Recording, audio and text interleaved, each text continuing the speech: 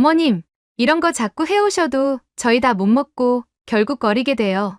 요즘 애들 이런 거 안 먹잖아요. 차라리 그냥 오시는 게 저희 도와주시는 거예요. 아들네 집 현관문을 닫는 순간 등 뒤에서 들리는 띠리릭 도어락 소리. 그 소리가 유독 크게 들렸던 날이 있으신가요? 아픈 허리 두드려가며 아침 일찍부터 준비한 밑반찬이었습니다. 맞벌이하며 고생하는 아들 내외 한 끼라도 편히 먹었으면 싶어서요.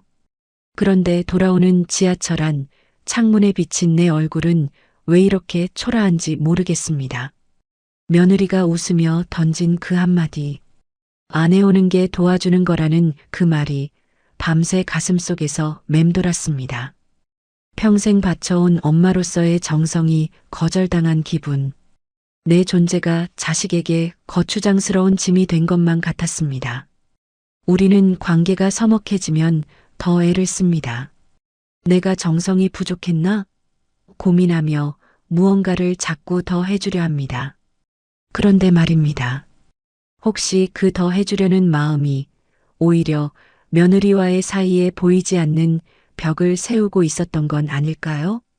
우리가 사랑이라 믿었던 그 정성이 상대에게는 숨이 막히는 부담으로 느껴지고 있었을지도 모릅니다. 이건 누가 옳고 그른 문제가 아닙니다. 우리가 배운 사랑은 챙겨주고 참고 대신 해주는 것이었고 요즘 세대가 배운 사랑은 각자의 삶을 존중하며 필요한 만큼만 다가가는 방식이었을 뿐입니다. 서로 다른 지도를 들고 같은 길을 가려 하니 우리가 길을 알려줄수록 자식들은 길을 잃었다고 화를 내는 겁니다. 하지만 있습니다. 자식 내외와 부딪히지 않으면서도 대접받는 시어머니들이 있습니다. 그분들에게는 공통된 비밀이 하나 있습니다. 며느리 앞에서 절대 이런 말을 내뱉지 않는다는 것. 우리는 그게 최고의 조언이자 사랑의 증거라고 믿었던 바로 그 한마디입니다. 이 한마디를 입 밖에 내지 않는 것만으로도 집안 공기가 달라집니다. 여러분의 품격이 살아나기 시작합니다. 더 이상 며느리 표정 하나에 가슴 졸이지 않으셔도 됩니다. 억지로 반찬을 해나르지 않아도 며느리에게 대접받고 자식에게 존경받는 어른으로 돌아가는 길. 그 길이 분명히 있습니다. 우리가 며느리를 위해 건넸던 옳은 소리들이 어떻게 관계를 망치는 독이 되었는지, 그리고 품격 있는 시어머니들이 가슴속 깊이 묻어둔 그 말의 실체는 무엇인지 지금부터 하나씩 들여다보겠습니다. 구독과 좋아요는 함께 성장하는 첫걸음입니다. 성장하는 시니어가 여러분과 함께 하겠습니다. 우리는 흔히 내가 어떤 좋은 말을 해줬는지가 가장 중요하다고 생각합니다. 하지만 며느리와의 관계에서는 조금 다릅니다. 내가 무슨 말을 했느냐보다 시어머니인 내가 말했다는 사실이 훨씬 더 크게 다가간다는 점입니다. 동네 문화센터 꽃꽂이 수업에서 만난 미자 씨는 며칠째 가슴이 답답합니다. 지난 주말 정성껏 밑반찬을 준비해 아들 집에 다녀온 일이 계속 생각납니다. 맞벌이하느라 고생하는 모습이 안쓰러워서 팔을 걷어붙이고 냉장고 정리를 시작했습니다. 그런데 냉장고 안을 보니 한숨부터 나옵니다. 유통기한 지난 우유와 시든 채소들만 가득합니다. 아니, 애가 먹을 게 너무 없네. 신경 좀 더 써야겠다. 손주 녀석 밥 굶길까 걱정되는 마음에 툭 내뱉은 진심이었습니다. 그 순간 며느리 정희 씨의 얼굴이 싸늘하게 굳어지는 게 보였습니다. 정희 씨는 아무 말 없이 싱크대 앞에 서서 그릇만 쾅쾅 소리나게 내려놓습니다. 미자 씨는 무안한 마음에 거실로 나와 식어버린 찻잔만 만지작거렸습니다. 정말 나쁜 뜻은 없었는데 왜 이런 대접을 받아야 하나 싶어 서러움이 파도처럼 밀려옵니다. 우리는 보통 내가 무슨 내용을 말했는지가 가장 중요하다고 믿습니다. 하지만 사람 사이에서는 내가 어느 자리에 서 있는지가 먼저 보입니다. 시어머니라는 자리는 며느리에게 이미 거대한 산처럼 느껴지는데 우리는 그걸 자주 잊어버립니다. 실제로 심리학자들은 아주 재미있는 사실을 밝혀냈습니다. 사람은 자기보다 윗사람이나 어려운 사람이 하는 말에 무의식적으로 엄청난 압박을 느낀다고 합니다. 똑같은 조언이라도 평소보다 2배가 넘는 무게로 받아들인다는 것이죠. 미자 씨는 걱정스러운 마음의 한말이었지만 며느리 정희 씨에게는 살림 못한다는 비난으로 들렸을 겁니다. 내 선의가 상대에게는 힘을 이용한 간섭으로 왜곡되어 전달된 셈입니다. 이건 미자 씨가 나쁜 사람이라서가 아닙니다. 두 사람의 위치 차이 때문에 생기는 자연스러운 오해입니다. 내가 아무리 힘을 빼고 속삭여도 상대에게는 천둥 소리처럼 크게 들릴 수 있습니다. 우리는 그동안 가족을 위해 너무 많은 짐을 짊어지고 한평생을 버텨왔습니다.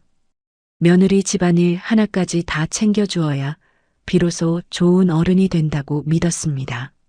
하지만 이제는 그 마음의 고삐를 조금 느슨하게 풀어주어도 괜찮습니다. 철학자 에픽테토스는 우리가 통제할 수 있는 것은 오직 자신의 마음뿐이다라고 했습니다. 며느리의 살림 방식이나 기분은 우리가 어찌할 수 없는 타인의 영역입니다. 그걸 억지로 바꾸려 할수록 우리 마음의 상처만 더 깊고 아프게 파일 뿐입니다. 이제는 며느리의 공간을 독립된 세상으로 인정해 주어야 합니다. 조금 부족해 보이고 마음에 차지 않아도 가만히 지켜봐주는 연습이 우리에게 필요합니다. 그렇게 한 걸음 뒤로 물러설 때 비로소 서로가 편히 숨 쉴 수 있는 여유가 생깁니다. 며느리 집 냉장고를 채워주지 않는다고 나쁜 시어머니가 되는 게 아닙니다. 오히려 며느리의 살림살이에 거리를 두는 것이 상대의 인생을 귀하게 여기는 진짜 존중이자 품격 있는 사랑입니다. 하지만 몸의 거리를 두는 것보다 더 어려운 건 눈에 보이지 않는 마음의 거리를 다스리는 일일지도 모릅니다. 핸드폰 액정을 켰다 껐다 반복하며 깊은 한숨을 내쉽니다. 복지회관 서예교실에 앉아있는 순자 씨는 오늘따라 붓글씨에 전혀 집중을 못합니다.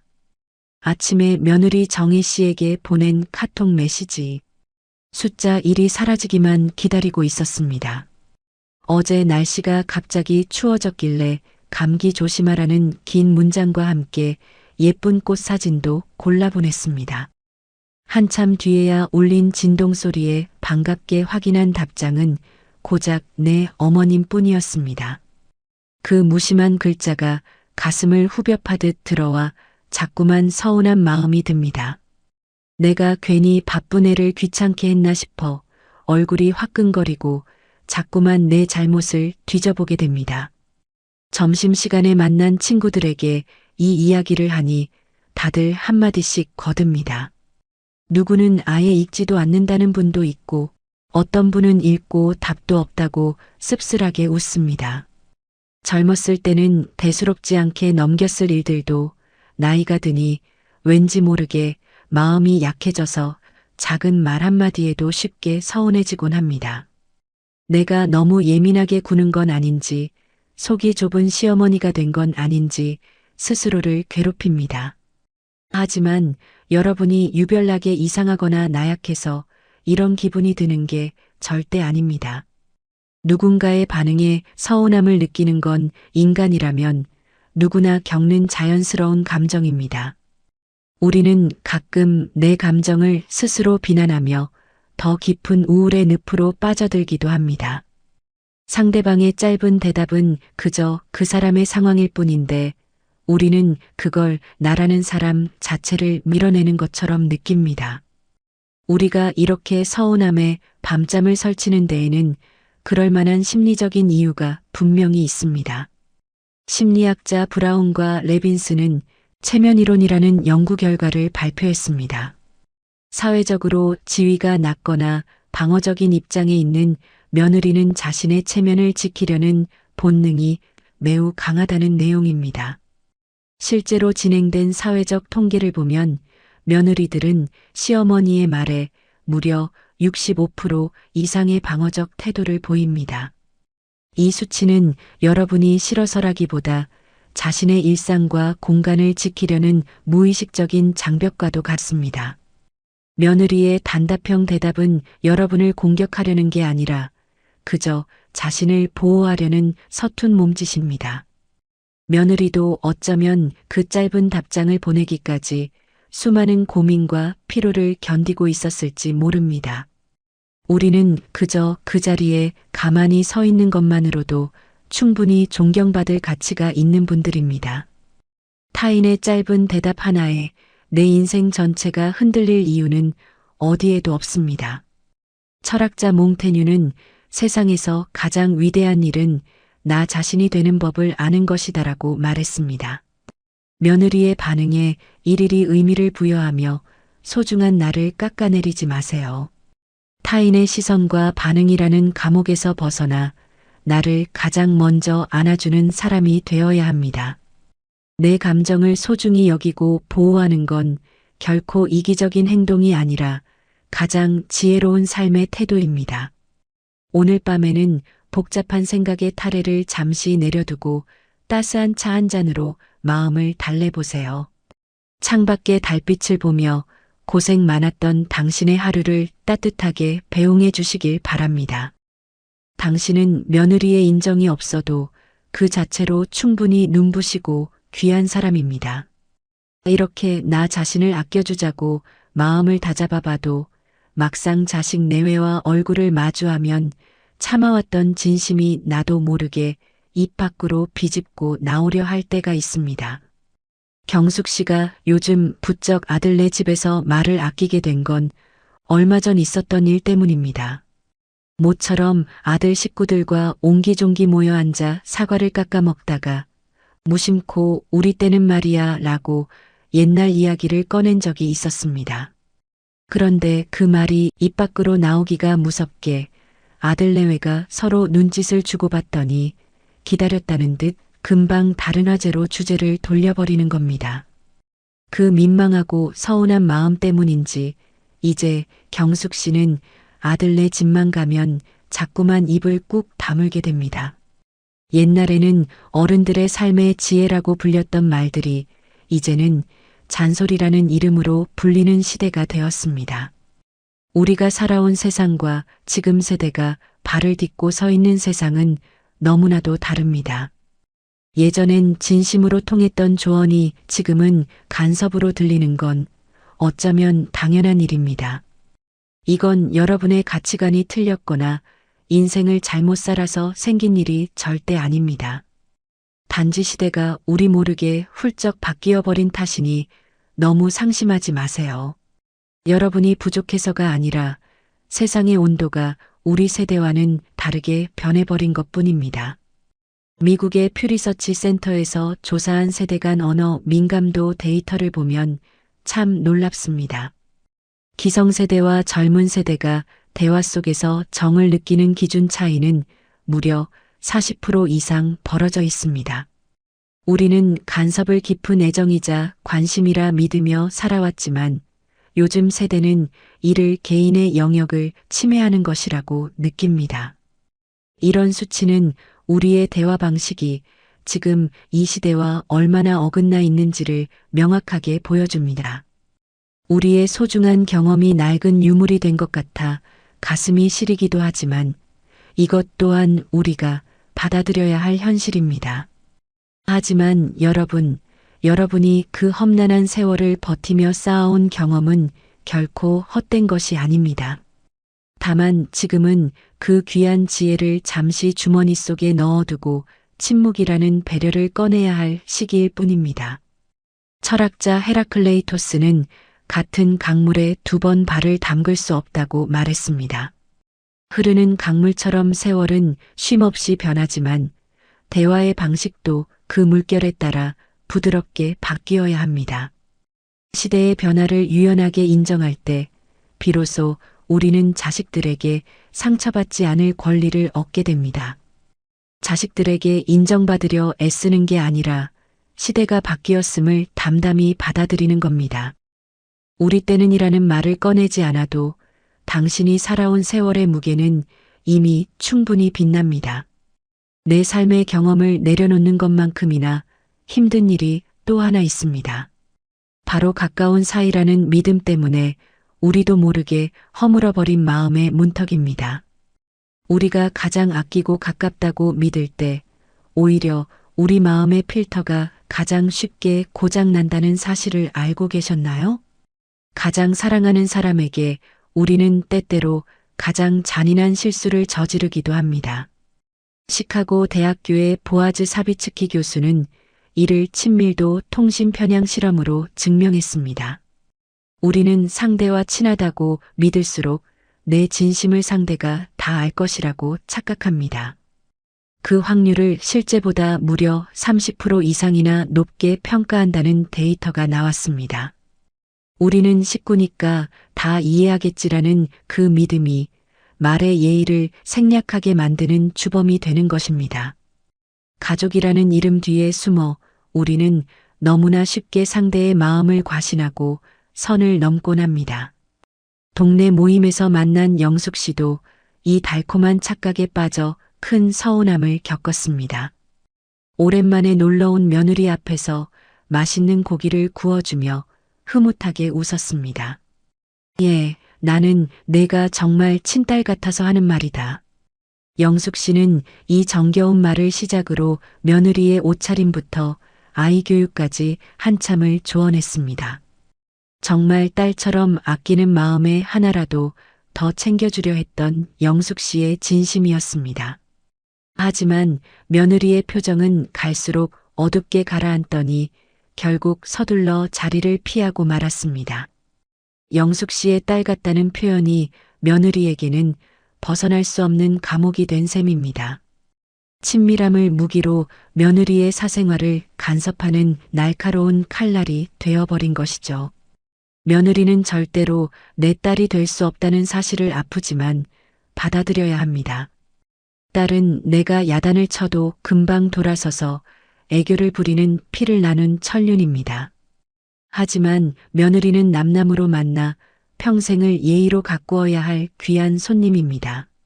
며느리를 딸로 생각하는 순간 우리는 지켜야 할 선을 자꾸만 뭉개버리게 됩니다. 딸 같아서 하는 말이라는 핑계로 상대의 자존심을 건드리는 실수를 이제는 멈춰야 합니다. 며느리를 딸이 아닌 귀한 손님으로 대할 때 비로소 진정한 존경이 싹트기 시작합니다. 선을 긋는 게 냉정한 게 아니라 오히려 서로를 지켜주는 가장 따뜻한 방법입니다. 며느리와 거리를 두는 건 미워서가 아니라 한 가정을 꾸린 며느리의 독립된 삶을 존중하기 때문입니다. 적당한 거리를 지킬 때 며느리는 물론이고 여러분의 마음도 비로소 진짜 편안해질 수 있습니다.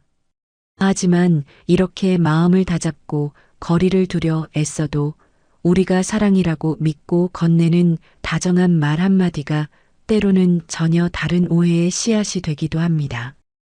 우리의 선의가 상대의 눈에는 전혀 다른 가면을 쓰고 나타날 때가 있습니다. 여러분, 혹시 며느리가 안쓰러운 마음의 어깨를 토닥이며 이런 말을 해보신 적 없으신가요? 너무 무리하지 마라. 살림 그거 적당히 대충 해먹고 살아도 돼. 밥 좀 못 차려 먹는다고 누가 뭐라 하겠니? 꽃꽂이 수업에서 만난 미자 씨도 정말 아끼는 마음에 건넨 위로였습니다. 퇴근하고 돌아와 부지런히 움직이는 며느리가 안쓰러워 내 진심을 듬뿍 담아 건넨 말이었죠. 하지만 그 말을 들은 며느리 정희 씨의 마음은 미자 씨의 기대와는 전혀 다르게 흘러갑니다. 따뜻한 위로로 받아들이면 좋으련만 정희 씨는 그 말 뒤에 숨겨진 시선을 먼저 읽어버립니다. 아, 어머님이 내 살림을 속속들이 다 지켜보고 계시는구나. 내가 잘해내려고 무리하는 것까지 어머님은 다 체크하고 계시네. 아무리 부드럽고 다정한 조언이라도 받아들이는 사람에게는 내가 하는 행동 하나하나가 끊임없이 평가받고 있다는 압박감을 줄 수 있습니다.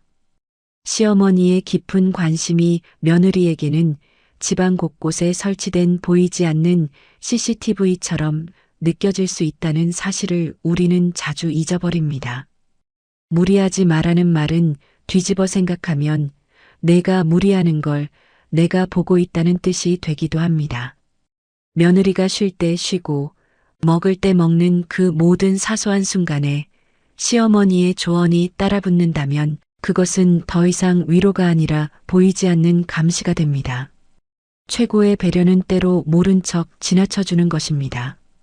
상대가 살림을 잘하든 못하든 조금 무리를 하든 게으름을 피우든 그저 그 영역임을 인정하고 묵묵히 지켜봐 주는 것입니다. 그것이야말로 가장 성숙하고 높은 수준의 사랑입니다. 상대의 일상을 평가의 눈이 아닌 독립된 인격의 눈으로 바라봐 주세요.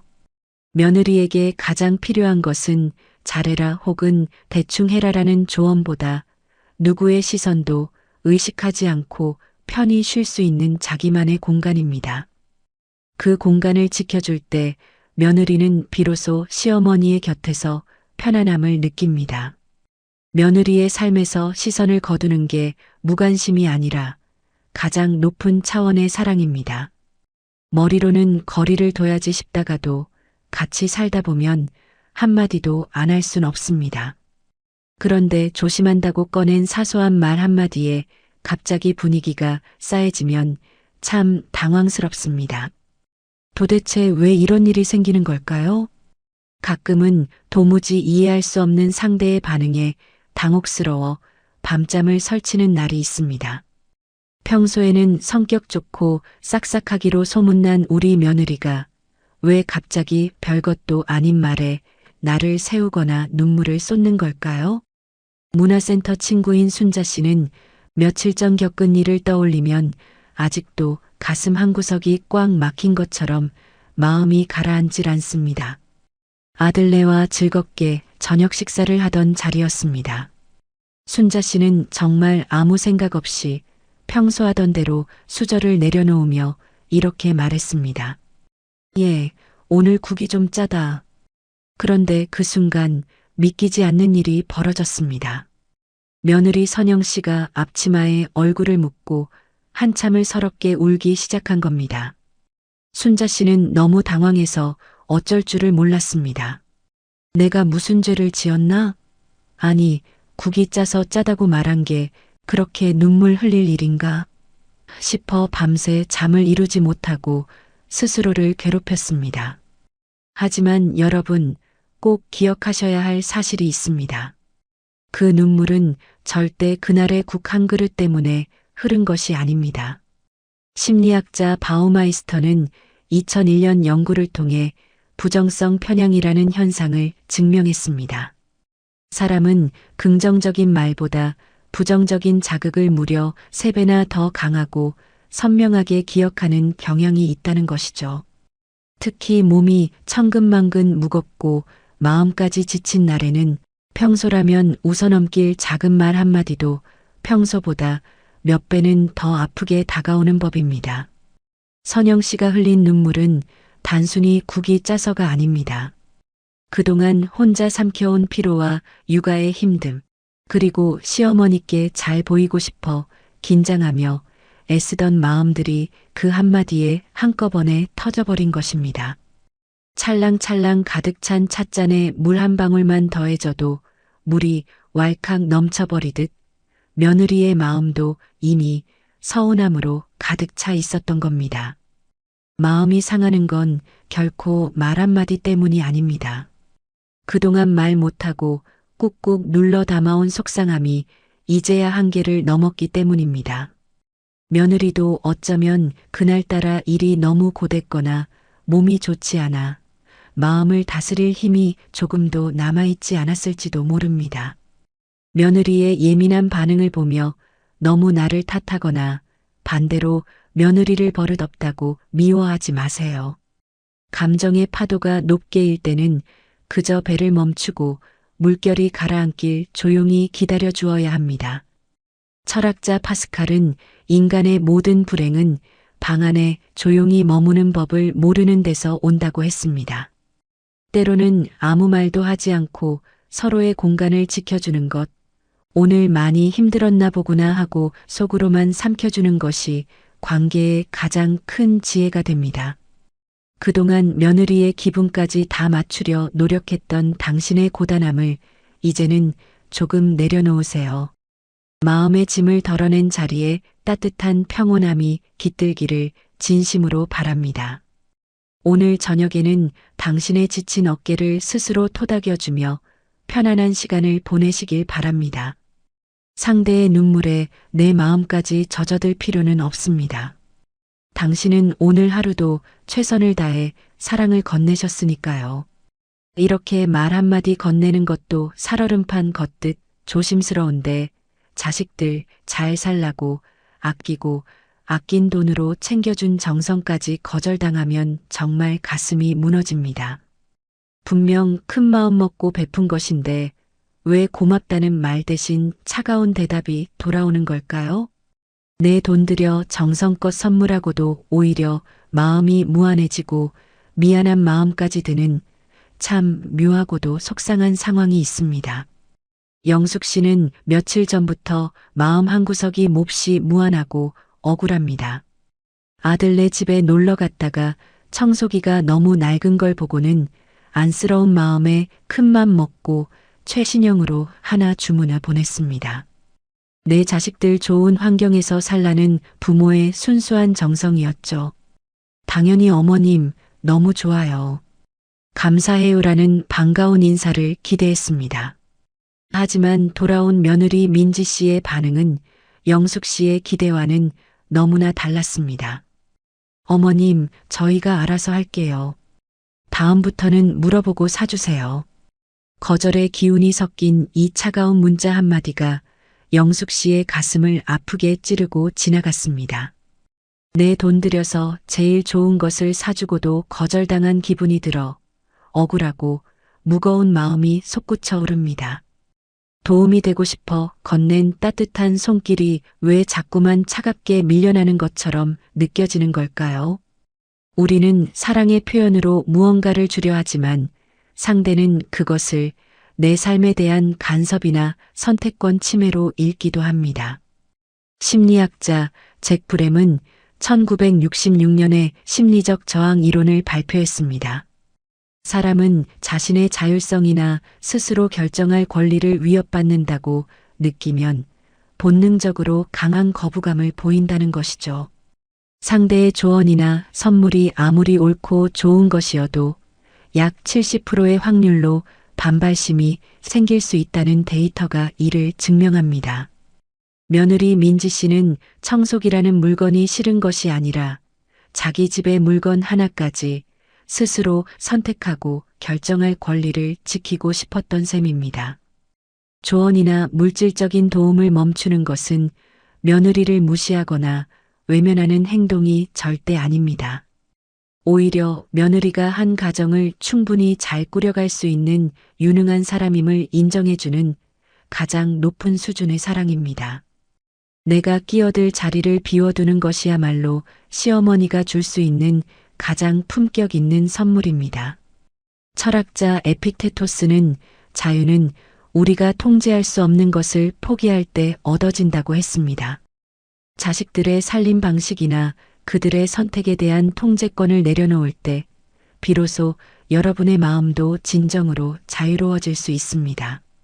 며느리와의 적당한 거리는 서로를 더 오랫동안 존경하게 만드는 마법의 안전선이 됩니다. 하지만 이 거리를 지키는 게 참 쉽지 않습니다. 얼굴만 보면 나도 모르게 한마디 하고 싶은 게 부모 마음이기 때문입니다. 그럴 때마다 목구멍까지 차오르는 말을 꾹 눌러 참는 것이 사실은 나를 지키는 가장 큰 힘이 됩니다. 살다 보면 목구멍까지 차오르는 말을 꾹 눌러 담아야 하는 순간이 있습니다. 그때 우리는 가끔 내가 왜 이렇게까지 참아야 하나 싶어 속이 상하기도 하죠. 하지만 침묵을 패배가 아닌 평화를 위한 주도적인 선택으로 재정의하는 순간 우리는 비로소 관계의 주인으로 우뚝 서게 됩니다. 동네 모임에서 만난 혜숙 씨는 얼마 전 아들네 집에서 아주 아슬아슬한 고비를 넘겼습니다. 며느리 희주 씨가 깎아내온 과일을 먹으며 요즘 육아 방식에 대해 한참을 설명하기 시작했거든요. 어머님, 요즘은 애들한테 그렇게 담궈주시면 정말 큰일 나요. 예전에는 그랬을지 몰라도 지금은 안 돼요. 그 말을 듣는 순간 혜숙 씨는 목 끝까지 반박하고 싶은 뜨거운 말들이 울컥 차올랐습니다. 내가 자식 셋을 이 험한 세상에서 번듯하게 키워냈는데 겨우 사탕 하나 주는 거로 나를 가르치려 들어? 라는 생각이 머릿속을 스쳐 지나갔죠. 하지만 혜숙 씨는 잠시 눈을 감고 따뜻한 찬물을 한 모금 깊게 삼켰습니다. 그리고는 그 수많은 말들을 꾹 눌러 참았습니다. 한바탕 쏘아붙이고 싶은 마음을 뒤로하고 그저 그래, 내 말이 맞겠구나 하며 부드럽게 넘겨버렸습니다. 그런데 참 묘한 일입니다. 그날 밤 혜숙 씨는 집으로 돌아오는 길에 예상치 못한 안도감과 해방감을 느꼈습니다. 만약 그때 화를 냈거나 내 경험이 옳다고 따져 물었다면 아마 며칠을 속상해서 알아누웠을 텐데 오히려 마음이 깃털처럼 차분해진 것을 깨달았습니다. 심리학자 제임스 그로스는 감정 조절 이론을 통해 이 현상을 설명합니다. 감정을 무작정 억누르는 것이 아니라 스스로 표현하지 않기로 선택하는 과정이 핵심입니다. 내가 내 입술을 통제하고 있다는 그 주도적인 느낌만으로도 우리 뇌의 스트레스 수치는 무려 30%나 감소합니다. 감정의 노예가 되어 버럭 화를 내는 것이 아니라 내가 내 마음의 주인으로 섰을 때 비로소 우리 뇌는 진정한 안정감을 찾게 됩니다. 내가 이겨야만 관계가 풀리는 것이 아닙니다. 오히려 내가 멈출 때 비로소 진정한 평화가 찾아옵니다. 말을 아끼는 것은 비굴한 양보나 항복이 절대 아닙니다. 그것은 상대의 서툰 마음과 부족한 생각까지 넉넉하게 품어줄 수 있는 여러분만이 가진 거대한 품격의 증거입니다. 철학자 키케로는 침묵은 웅변만큼이나 큰 설득력을 가진다라고 말했습니다. 이제는 며느리의 철없는 소리나 서툰 육아 방식에 일일이 대꾸하며 여러분의 소중한 에너지를 낭비하지 마세요. 말을 아끼며 지켜낸 그 고요함이 결국 당신의 자존감을 세상에서 가장 높게 세워줄 것입니다. 오늘 여러분이 참아낸 그 한마디는 결코 허공으로 사라지지 않습니다. 그것은 차곡차곡 쌓여 당신의 내면을 단단한 보석으로 채워줄 것입니다. 스스로를 대견하게 여기며 오늘 하루도 수고한 당신에게 참 잘했다는 따뜻한 칭찬 한마디를 건네보세요. 남을 이기려 애쓰는 삶보다 나를 다스리는 삶이 훨씬 더 우아하고 아름답습니다. 이렇게 내 마음을 잘 다스리는 게 참 어렵지만 사실 이게 진짜 행복해지는 비결입니다. 똑똑한 학자들이 아주 오랫동안 연구를 해보니 정말 그렇다는 결과가 나왔습니다. 그 이야기를 들려드리겠습니다. 하버드 대학교에서는 무려 75년이라는 긴 세월 동안 사람들의 인생을 추적하며 무엇이 인간을 행복하게 만드는지 연구했습니다. 인생의 후반전을 지나가는 우리에게 가장 중요한 행복의 열쇠는 과연 무엇이었을까요? 놀랍게도 연구 결과는 돈이나 명예가 아니었습니다. 불필요한 마찰을 지혜롭게 피하고 관계에 대한 집착을 기꺼이 내려놓는 능력이 바로 행복의 핵심이었습니다. 내 마음을 어지럽히는 것들로부터 스스로 멀어질 줄 아는 용기가 우리를 진정으로 행복하게 만듭니다. 우리가 그동안 며느리와의 관계를 위해 쏟았던 그 엄청난 에너지는 사실 조금은 과했을지도 모릅니다. 이제는 그 뜨거웠던 관심을 조금씩 식히고 내 안의 평온을 향해 시선을 돌려야 할 때입니다. 영상의 시작에서 제가 말씀드린 현명한 시어머니들이 입술 끝에서 꼭 눌러 참아낸 그 말의 실체는 과연 무엇일까요? 그것은 바로 며느리를 내 방식대로 바꾸려고 했던 모든 옳은 소리들입니다. 다 너 잘되라고 하는 말이다라는 그럴듯한 명분 뒤에 숨겨진 우리의 낡은 고집입니다. 내가 살아온 방식이 정답이라는 확신을 내려놓는 순간, 비로소 어른의 진정한 품격이 완성됩니다. 상대를 바꾸려는 헛된 노력을 멈출 때, 비로소 내 마음의 진정한 평화가 시작되는 법입니다. 문화센터에서 만난 순희 씨는 요즘 얼굴에 화색이 가득합니다. 불과 몇 달 전만 해도 순희 씨는 주말마다 아들네 집에 갈까 말까 고민하며 온종일 핸드폰만 쳐다봤습니다. 며느리가 먼저 전화를 안 하면 내가 무슨 실수를 했나 싶어 가슴이 답답하고 밥맛도 없었죠. 하지만 최근 순희 씨는 며느리라는 존재를 내 삶의 중심에서 살짝 옆으로 밀어냈습니다. 대신 친구들과 함께 전철을 타고 근교로 기차 여행을 떠나기 시작했습니다. 덜컹거리는 기차 안에서 창밖 풍경을 보며 친구들과 웃고 떠드니 자식 걱정은 어느덧 싹 사라졌습니다. 시원한 바람을 맞으며 숲길을 걷다 보니 내가 왜 그토록 타인의 반응에 목을 맸나 싶어 헛웃음이 납니다. 내 일상이 즐거움으로 가득 차니 며느리가 연락을 하든 안 하든 별로 서운하지도 않습니다. 오히려 여행지에서 찍은 예쁜 사진을 본 며느리가 먼저 연락을 해오며 궁금해하기도 합니다. 현명한 시어머니의 완성은 며느리에게 대단한 인정을 받는 것이 아닙니다. 스스로 자신의 삶을 책임지고 그 안에서 해방감을 느끼는 독립된 자세에 있습니다. 내가 내 인생을 진심으로 사랑하고 행복해할 때 며느리도 나를 편안한 어른으로 존경하게 됩니다. 며느리의 시어머니로만 살기에는 여러분의 남은 인생이 너무나 눈부시고 아깝습니다. 며느리의 인생은 며느리에게 온전히 맡겨두고 여러분은 오로지 당신 자신으로 살아가세요. 그것이 며느리에게 줄 수 있는 가장 큰 사랑이자 나를 지키는 최고의 품격입니다. 이제는 자식의 그늘에서 완전히 벗어나 따뜻한 햇살 아래로 당당히 걸어 나오셔도 좋습니다. 그동안 가족이라는 울타리를 지키기 위해 얼마나 많은 눈물과 땀을 흘리며 사셨습니까? 며느리의 인생은 며느리의 것이고 여러분의 인생은 여러분 것입니다. 우리가 그 옳은 말을 하지 않기로 선택한 것은 결코 지는 것이 아니라 나를 지키는 위대한 승리입니다. 자유로워진 마음으로 오늘 하루를 오로지 나를 위한 가장 소중한 선물로 가득 채워보세요. 누구의 눈치도 보지 말고 오직 당신의 마음이 평온해지는 그 길을 당당하게 걸어가세요. 세상 풍파 다 겪으며 여기까지 오신 당신은 이미 그 자체로 너무나 눈부시고 귀한 존재입니다. 남에게 인정받으려 애쓰기보다 내가 나를 가장 먼저 아껴주고 사랑해주는 것이 인생의 완성입니다. 오늘 저와 함께 나눈 이야기들이 여러분의 가슴 속에 작은 쉼표 하나가 되었기를 진심으로 바랍니다. 상처받지 않는 관계의 핵심은 결국 나를 가장 먼저 아껴주는 마음에서 시작됩니다.